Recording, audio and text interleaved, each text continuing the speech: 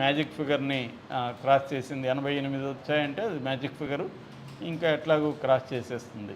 కాబట్టి టీడీపీ కంఫర్టబుల్గా without the need of BJP, Janasena, TDP government form చేస్తుంది.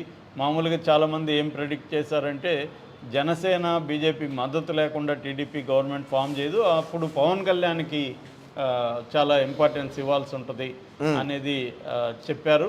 కానీ అది జరగలేదు. పవన్ కళ్యాణ్కి ఇంపార్టెన్స్ ఉంటుంది కానీ పవన్ కళ్యాణ్ మీద డిపెండ్ అవ్వాల్సిన అవసరం టీడీపీకి లేదు.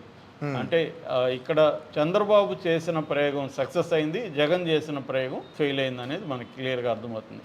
చంద్రబాబు ప్రయోగం ఏంటంటే ప్రధానంగా ఓట్లు చీలకుండా కూటమిని ఏర్పాటు చేయడం, బీజేపీని కలవడం అనేది అందరూ వ్యతిరేకించినా కూడా ఆయన ఒప్పుకోకుండా బీజేపీతో పొత్తు పెట్టుకున్నాడు. అయితే ఇక్కడ ప్రధానంగా పవన్ కళ్యాణ్ రోల్ కూడా మనకు బలమైన ఇది కనిపిస్తుంది. పవన్ కళ్యాణ్ చంద్రబాబు మద్దతు ఎగిపోతే ఆ ఊపు వచ్చుండే అవకాశంగా లేదు. అట్లాగే ఇండియా టుడే ఇంకొన్ని సంస్థలు ప్రెడిక్ట్ చేసినట్టుగా చంద్రబాబు అరెస్టు ఎఫెక్ట్ కూడా జనాల్లో పనిచేసినట్టుగా మనం చెప్పుకోవచ్చు. సైలెంట్ ఓటింగ్ అంటాం కదా అది. అట్లాగే ఇప్పుడు మొన్నటి వరకు వైసీపీ వాళ్ళు ఒక నెరేటివ్ని తీసుకొచ్చారు. అదేంటంటే ఆఫ్టర్నూన్ వేసిన ఓట్లన్నీ కూడా వైసీపీకి పడింది, వాలంటీర్లు వెళ్ళి తీసుకొచ్చారు. ఆర్ఎం మస్తాన్ కూడా ఇదే చెప్పాడు. మహిళలు, గ్రామీణ ముసలి వాళ్ళు కావచ్చు, పేదలు, వీళ్ళందరూ కూడా వైసీపీకి వచ్చి ఓట్లేశారు, చంద్రబాబుని నమ్మట్లేదు అనేది అన్నారు. ఇప్పుడు అదంతా అబద్ధమని తెలుస్తుంది, చంద్రబాబుని నమ్మినట్టుగా తెలుస్తుంది. ఈవెన్ ముసలి వాళ్ళు వీళ్ళంతా కూడా చంద్రబాబు వస్తే మనకు పెన్షన్ పెరుగుతుంది, చంద్రబాబు వస్తే మిగతావి కూడా పెరుగుతున్నాయని నమ్ముతున్నట్టుగానే మనకు కనబడుతుంది. సో జగన్ని కంటే కూడా చంద్రబాబు మనకు బెటరు అనేది ఇక్కడ కనబడుతుంది. ఒక రకంగా చంద్రబాబు వర్సెస్ జగన్ నెరేటివ్ కూడా బలంగా జనంలోకి వెళ్ళింది. సో జగన్ ఏమో ముందు నుంచి కూడా ఒకే దాని మీద డిపెండ్ అయ్యాడు. అదేంటంటే నేను మీకు మేలు చేసి ఉంటే నన్ను గెలిపించండి అన్నాడు.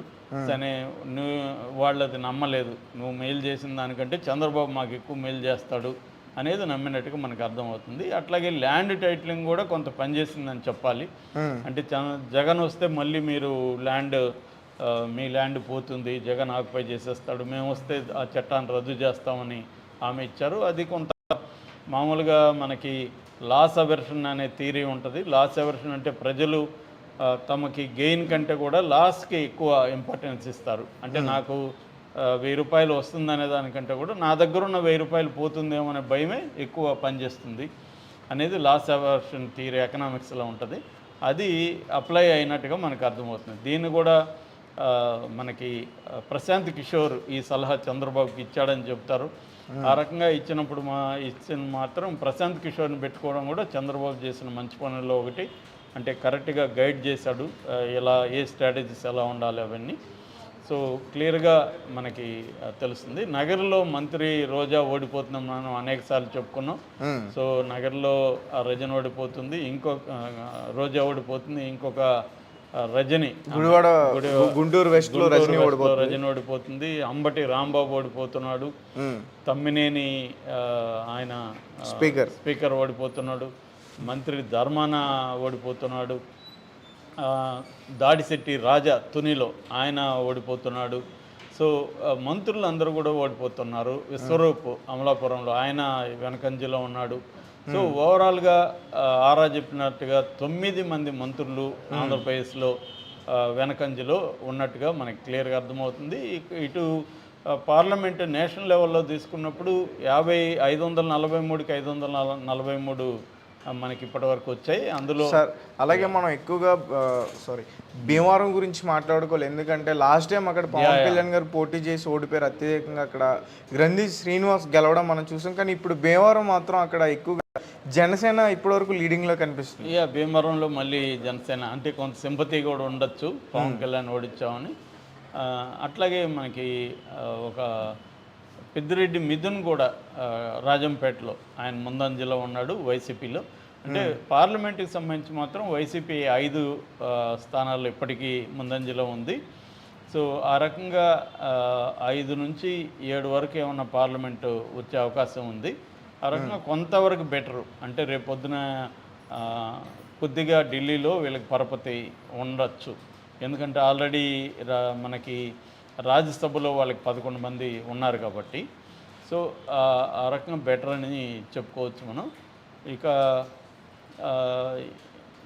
మనకి నేషనల్ లెవెల్లోకి వెళ్ళేసరికి 291కి ఎన్డీఏ కూటమి వెళ్ళిపోయింది. ఇండియా కూటమి స్లో అయింది, పెరిగే గ్రోత్ స్లో అయింది. But 210 it's also good number. So మామూలుగా అయితే కాంగ్రెస్ వాళ్ళంతా ఏం చెప్తున్నారంటే ఎగ్జిట్ పోల్స్ నమ్మలేము, మేమే అధికారంలోకి వస్తాము ఇండియా కూటమి అంటున్నారు, కానీ అది జరగట్లేదు అనేది తెలిసిపోయింది. సో మొత్తానికి టీడీపీకి సొంతంగా గవర్నమెంట్ ఫామ్ చేసుకునే అవకాశం అయితే వచ్చేసింది. ఆల్రెడీ 97 లీడ్లో ఉంది టీడీపీ. సో క్లియర్గా 100+ టీడీపీకే వస్తాయి హాయిగా. సో అంటే పొత్తు లేకపోయినా కూడా టీడీపీ వచ్చిండేదా అన్న చర్చ కూడా స్టార్ట్ అవుతుంది. బట్ లేదు, అది క్లియర్గా పవన్ కళ్యాణ్ అయితే టీడీపీకి పెద్ద అండగా నిలబడ్డాడు. దానివల్ల పవన్ కళ్యాణ్కి కూడా ఉపయోగమే. పవన్ కళ్యాణ్కి కూడా మినిమం ఒక 15